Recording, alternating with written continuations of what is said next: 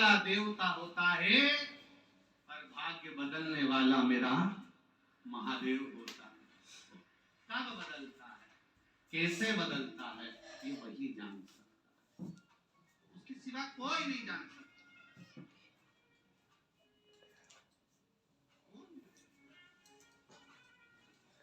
शंभु शरणे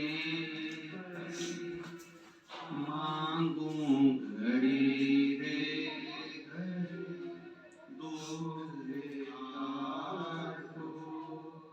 दया करी दर्शन आपको।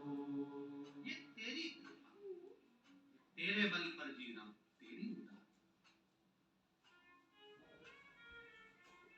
जो तू कर सकता है वो दुनिया का कोई व्यक्ति नहीं कर सकता। ब्रह्मा, थोड़ा बढ़ा के रखो, प्रेशर खोलिए थोड़ा। ब्रह्मा ब्रह्मलोक में रहते हैं, भगवान विष्णु वैकुंठ लोक में रहते हैं, और मेरा देव अधिदेव महादेव ये मृत्यु लोक में रहता है। जो पास में रहता है वो तुरंत सुनता है। एक बहू पूना में रहती है और एक बहू तुम्हारे पास रहती है। तुम्हारी दुख की घड़ी में सबसे पहले कौन सी बहू आई? पास वाली। पूना वाली तो फोन पे बोल देगी मम्मी चिंता मत कर, पर दवाई देने, डॉक्टर को दिखाने, उसको बताने के लिए पास में कोई है। उसी तरह मेरा महादेव तुम्हारे पास में कंकर शंकर में समाया बैठा है, जो दुख तुम्हारा है।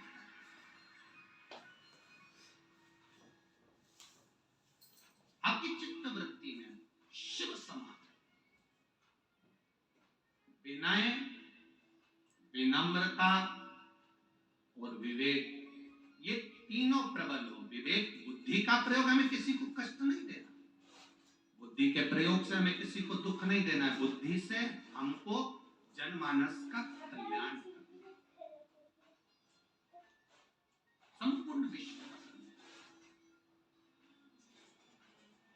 आए हो मृत्यु लोक में, तो इस मृत्यु लोक का सुख भोगते हुए परमात्मा का भजन, परमात्मा का स्मरण करते हुए चलो, सुख भोगते हुए परमात्मा का भजन करते हुए।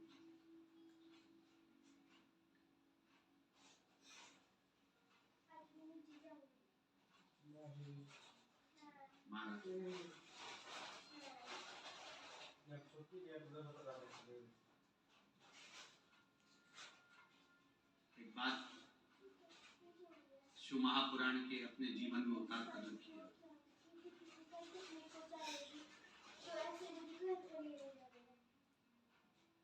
पराई स्त्री,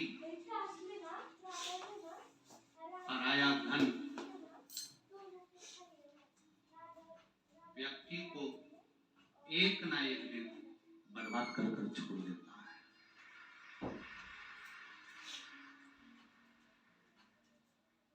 जो पराई नारी पर अपनी दृष्टि देता है और पराये धन पर जो अपनी दृष्टि देता है, उसकी जिंदगी बर्बाद होने में देरी नहीं लगती। आप ये सोच सकते हो कि मुझे कोई नहीं देख रहा, इसलिए मैंने इसका ये धन रख लिया, इसकी दौलत रख ली, इसका सामान रख लिया, उससे उसका सुख नहीं है। चोरी करने वाला व्यक्ति कथा में आता है, ऐसा नहीं है कि चोटे यहां नहीं आते, चोटे भी आते। चोरी करने वाला व्यक्ति आपकी चेन पर दृष्टि रखता है, आपके मंगलसूत्र पर दृष्टि रखता है, आपके सामान पर दृष्टि रखता है, और वो कैसा भी आइडिया लगाकर तुम्हारे गले से तुम्हारे सामान को लेकर चला जाता है। आइडिया लगाएगा वो, कैसे ना कैसे तुम्हारे सामान को ले जाएगा। चोरी करने वाला,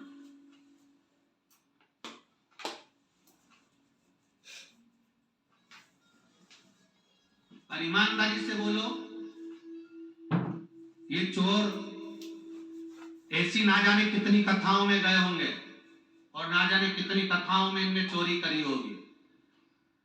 ये चोटे आज तक करोड़पति नहीं बनता, आज तक भी ये चोटे की चोटे ही नहीं है। और जिनकी चेन चली गई, जिनका मंगलसूत्र गया, जिनका सामान गया, वो 1 साल में 1.5 साल में पहले 2 तोले की थी, अब की बार 2.5 तोले की ली है शिव की कृपा से। और ये चोटे चोटे ही नहीं, ये फिर अगली जगह पहुंच गए, फिर चोरी करते हैं। ये नहीं अब इतनी चोरी करी थी, ने चेन आ गई, ने सामान आ गया, ने वैभव आ गया, ने दौलत आ गई, ने संपदा आ गई, ने सत्ता आ गई, ने इतना सब कुछ इनको प्राप्त हो गया। फिर तो इनको अच्छा पैसे वाला बन जाना था, फिर तो इनको अच्छा वैभवपति बन जाना था, फिर तो इनको अच्छा धनपति बन जाना। अर्थात पर स्त्री, पर धन, पर अगर दृष्टि है, पर स्त्री पर धन पर यदि आपकी निगाह है तो समझ लेना आप उन्नति की सीढ़ी पर कभी नहीं चढ़ सकते। आपका प्रमोशन नहीं, डिमोशन ही होगा। आप ऊपर की ओर नहीं बढ़ सकते, आप वैभव की ओर नहीं बढ़ सकते।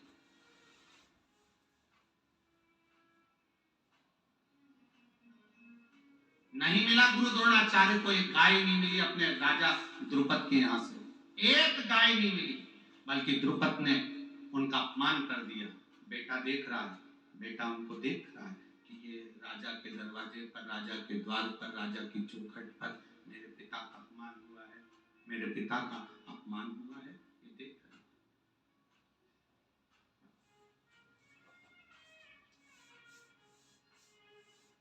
नैनों में जल भरा हुआ। अश्वत्थामा जिस राजा द्रुपद के यहाँ पर खड़े हुए थे, जिस राजा द्रुपद के यहाँ अश्वत्थामा खड़े हुए थे, वहां अश्वत्थामा ने अपने पांव से जमीन को खरोदना प्रारंभ करा। डीले कम करो रे बाबा। अश्वत्थामा ने जमीन को खरोदना प्रारंभ करा।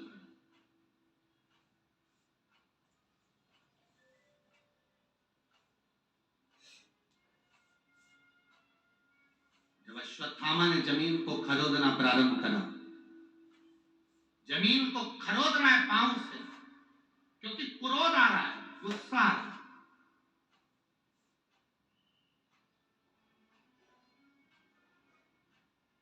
अपने पिता का अपमान करते हुए देखकर अपने पिता को दुनिया के लोग अपशब्द कह रहे हैं और गुस्सा नहीं आया, ये बेटा हो ही नहीं सकता फिर ऐसा। आया क्रोध, बहुत क्रोध आया।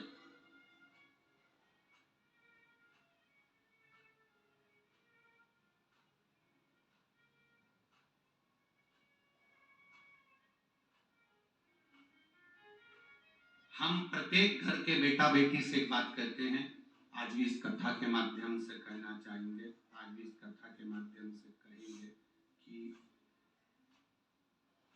जो बेटियां शादी कर कर ससुराल चली जाती हैं, उनसे निवेदन है अपने पति से एक बात जरूर कहो, और पतियों से निवेदन है वो अपनी पत्नियों से एक बात जरूर करें, मैं जिंदगी में कभी तेरे माता पिता का अपमान नहीं करूंगा, तू मेरे माता पिता का अपमान मत कर।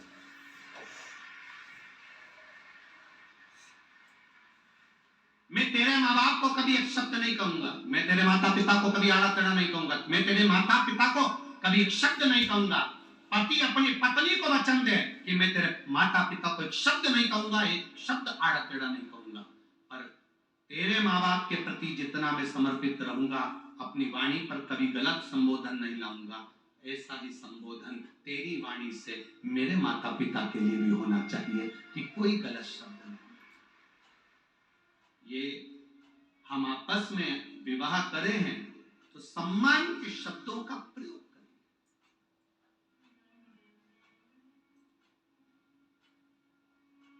सम्मान के शब्दों का प्रयोग करो।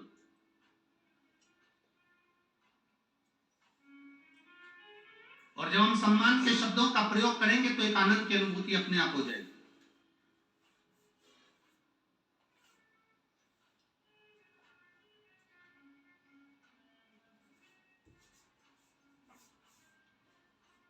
कई बार हमारे ब्राह्मण लोग, हमारे आशीष, आकाश, ये सब बच्चे कहते रहते हैं, गुरुजी आप हमसे आप कर कर बोलते हो, अच्छा नहीं लगता, आप हमसे तुम कर कर बोल दिया। हम तो छोटे हैं, बच्चे हैं आपके, आप हमसे आप कर कर बोलते हो, हमको अच्छा नहीं लगता, आप तो तुम कर कर बोल लिया करो। हम उनसे हमेशा कहते हैं कि नहीं, अगर आज हमने आपको बोलने में तुम लगा दिया तो एक ना एक दिन तुम्हारी वाणी में भी तुम हमको तुम लगाकर बोलना प्रारंभ करो। यदि हम आपको आप दे रहे हैं, संबोधन दे रहे हैं, आदर कर रहे हैं, सत्कार कर रहे हैं, आपको आतिथ्य दे रहे हैं, तो एक दिन आप भी हमको आतिथ्य देते रहोगे। जिस दिन इस वाणी का खेल गड़बड़ होगा उस दिन सब नष्ट हो जाएगा। आपसे तुम पर आए तो सब बर्बाद हो जाएगा। आप आदर करिए, सम्मान करिए, सत्कार करिए, आप रहो।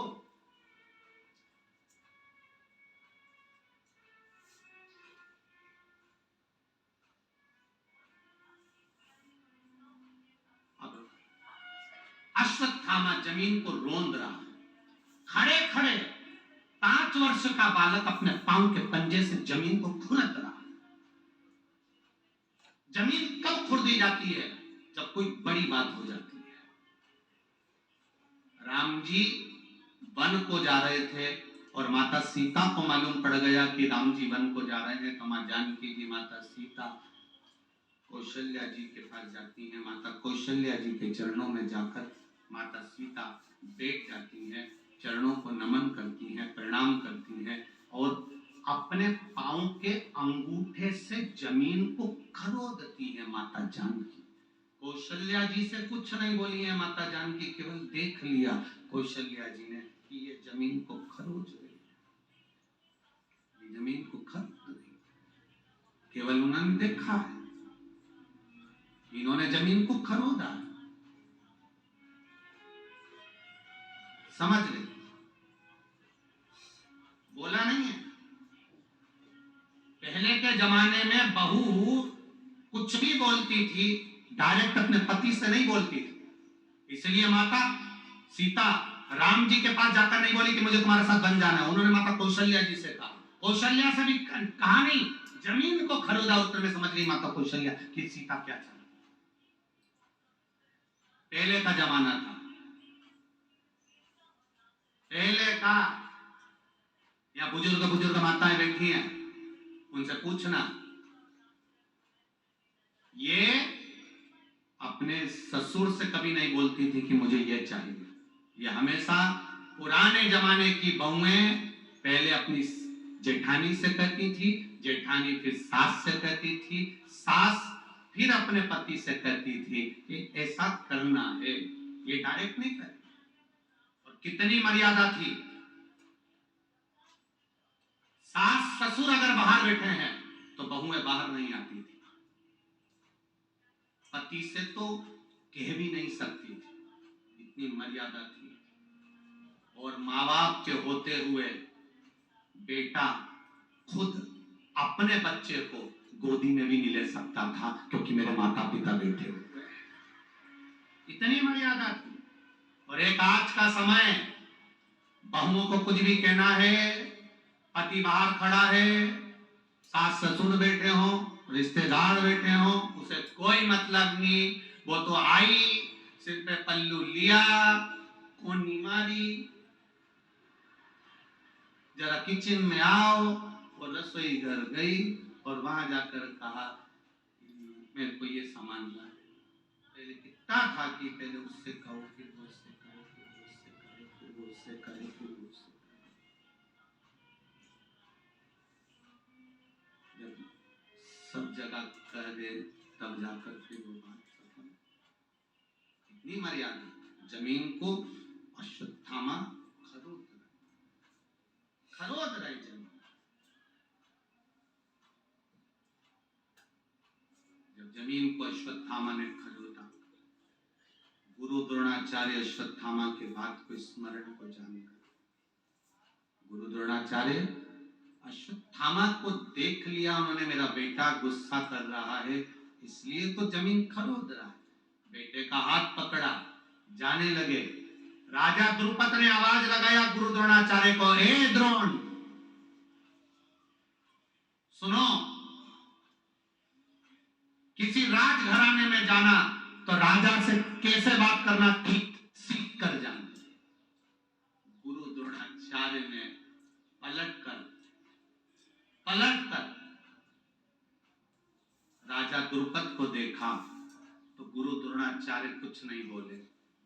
अश्वत्थामा तब बोले, मेरे पिता एक राजा के पास में नहीं आए थे, मेरे पिता एक मित्र से मिलने के लिए आए थे। मित्र से मिलने के लिए आए।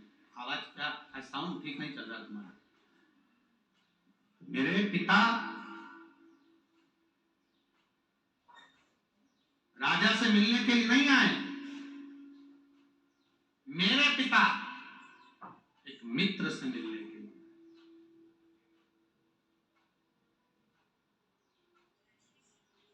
और राजा से मिलना और मित्र से मिलने में अंतर है। राजा से मिलने के लिए जाते हैं तो बहुत विचार कर जाया जाता है, बहुत सोच कर जाया जाता है, बहुत मनन चिंतन कर जाया जाता है। जो लोग किसी सांसद से मिलने चले जाएं या किसी मंत्री से मिलने चले जाएं, वो लोग विचार करना। किसी राजा से मिलने जाओगे तो 50 विचार कर जाओगे, सोच कर जाओगे, मनन चिंतन कर जाओगे, क्या बोलना है क्या नहीं बोलना है, इसलिए लिख कर भी लेकर जाओगे, क्या बोलना है क्या नहीं बोलना है। राजा से मिलने जा रहे हो तो 50 चीज तुमको सोचना पड़ेगी, विचारना पड़ेगी, फिर विचार कर फिर आप जाओगे। पर मित्र से मिलने के लिए, सखा से मिलने के लिए, दोस्त से मिलने के लिए कोई विचार नहीं करा जाता है, कोई सोचा नहीं जाता है, विचार नहीं करा जाता, डायरेक्ट जाकर उसको गले से लगा लिया जाता है। मित्रता का भाव यहाँ सोचा नहीं गया, यहाँ विचार नहीं करा गया, यहाँ देखा नहीं गया।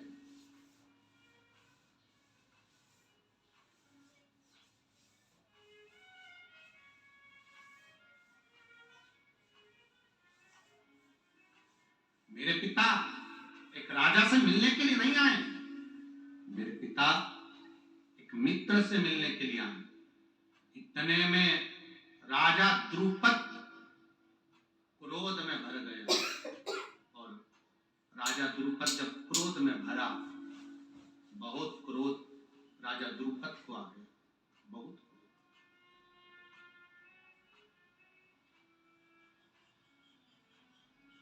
और जब राजा द्रुपद को क्रोध आया,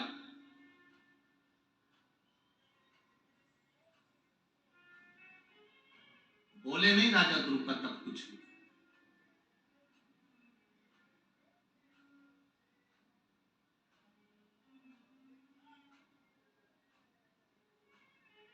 द्रुपद का पुत्र द्रुम्बान ने देख लिया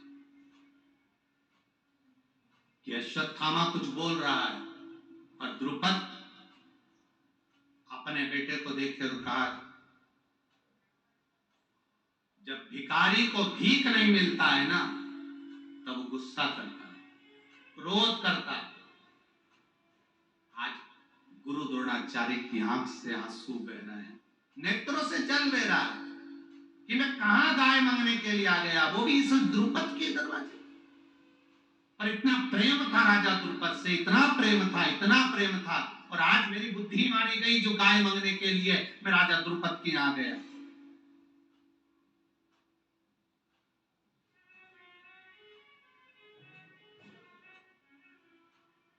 मेरी बुद्धि मारी गई थी जो इतना मैं यहां पर आया। अश्वत्थामा का हाथ गुरु द्रोणाचार्य ने पकड़कर बाहर निकले, पूरी सभा ठिठोली कर हंस रही थी। आपको परसों की कथा में कहा था,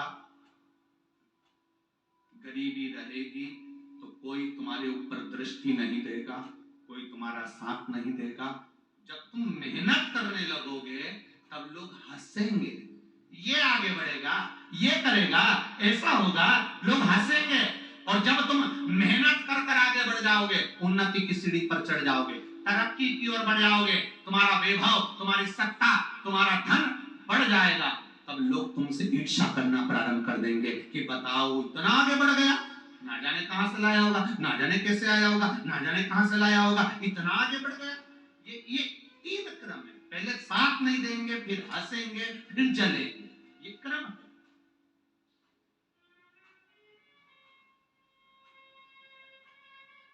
और जले जले तो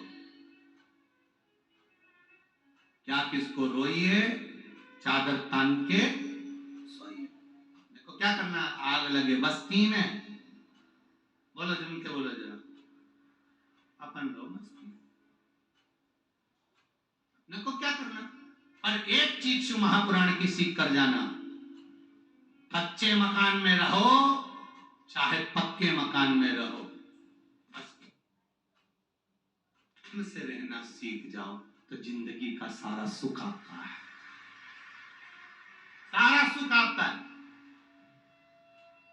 कई लोगों का पक्का मकान है, बंगला है, गाड़ी है, राज सी ठाट है, उसके बाद भी सुख नहीं, तो उससे तो कच्चे मकान में रहने वाला रोज गद्दा बिछाता है, सोता है, लपेट के फिर रख देता है और आ जाता है, वो सुखी है तुमसे। मकान कैसा भी हो, कैसा भी, पर प्रेम होना चाहिए। मकान कैसा भी हो उसमें प्रेम होना चाहिए, और मसान कैसा भी हो उसमें अग्नि होना चाहिए, तभी जाकर कहीं ना कहीं जीव का गति पहुंच सकती है। महाराज, आप जिस मकान में रहें उसमें आपका यदि प्रेम नहीं है, यदि आपकी वात्सल्यता, यदि आपकी करुणता नहीं है, तो उस मकान का कोई कारण नहीं महाराज, फिर उसका कोई सुख नहीं, उसका कोई आनंद नहीं। अश्वत्थामा चले पिता के साथ, घर पहुंच गए, घर पहुंचकर आज अश्वत्थामा ने अपने पिताजी के गोदी में बैठे और गोद में बैठकर पिता से कहा, पिता जी से कहते हैं अब किसी मित्र के यहाँ नहीं जाना, किसी से मांगने नहीं जाना। अश्वत्थामा ने कहा, अब जिसने जन्म दिया है उसके दरवाजे पर जाना है, अब उसकी चौखट पर।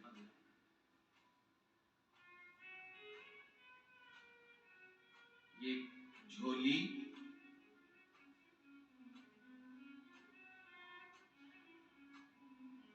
उसके आगे फैलाना जो दिल से, मन से देने का भाव रखता हो। किसी, चाहे परिवार वाला हो, नातेदार हो, रिश्तेदार हो, कुटुंब वाला हो, वैभव वाला, किसी के पास नहीं, जाओ परमात्मा के पास, कहो परमात्मा,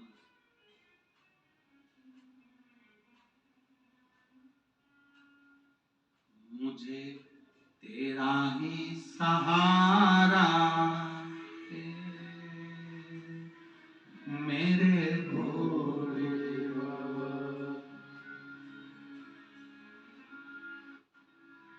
कब से खड़े हैं झोली पसार, क्यों न सुने तू मेरी पुकार।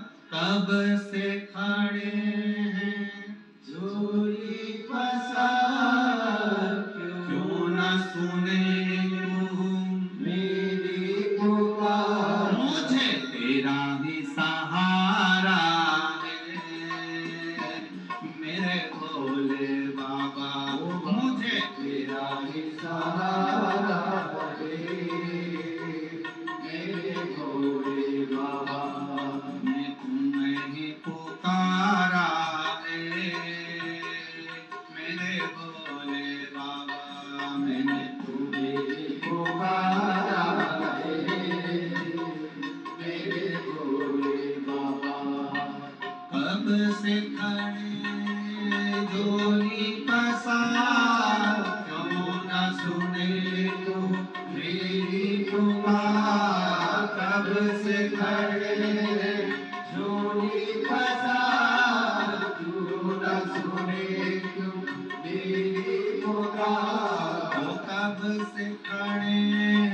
झोली पसार, क्यों न सुने तुम मेरी पुकार। तब से खड़े हैं झोली पसार, क्यों न सुने तुम मेरी पुकार। मुझे तेरा ही सहारा है मेरे भोले बाबा, मुझे तेरा ही सहारा है मेरे भोले बाबा।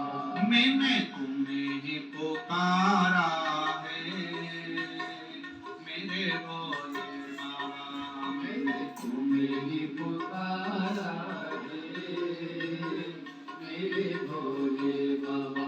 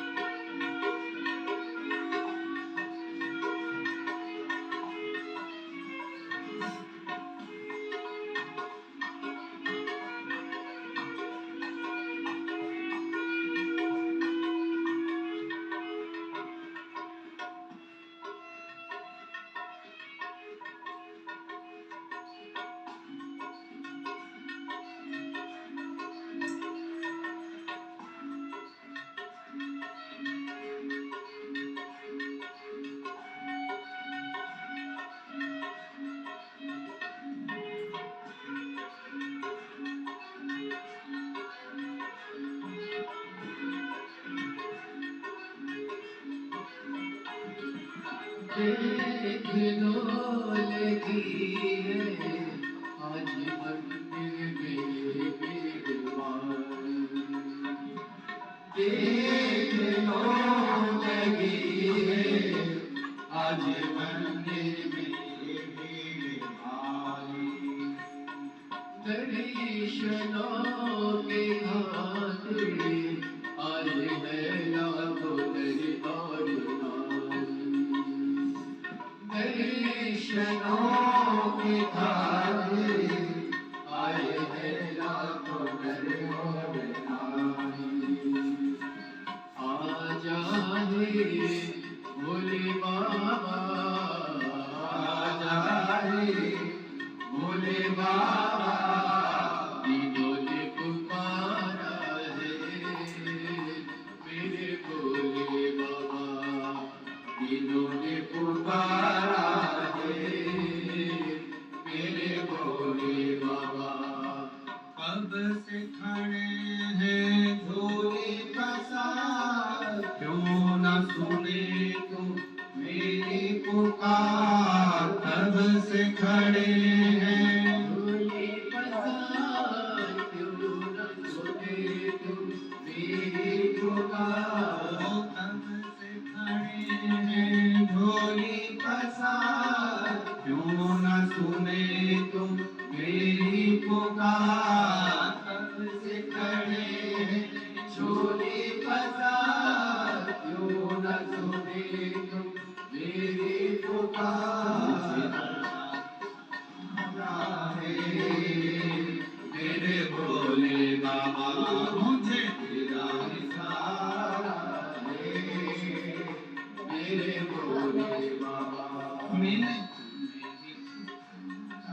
है मेरे भोले बाबा, मैं यहाँ चला नहीं पुकारा है मेरे भोले बाबा। भाव से दोनों हाथों से ताली से मदद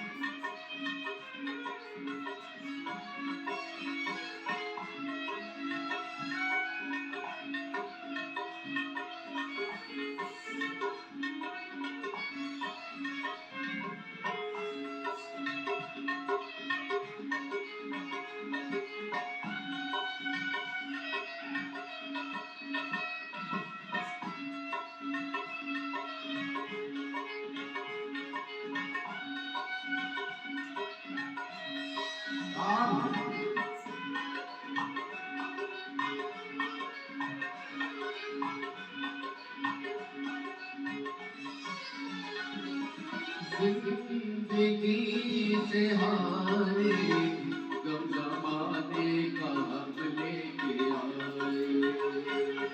जिंदगी से हारे गम जमाने का हम लेके आए। तू बता जहाँ में लोग भी अपने हुए क्यों पराए। तू बता जहाँ में लोग अपने हुए पराए। तेरे सिवा दुनिया में, तेरे सिवा दुनिया में कोई ना हमारा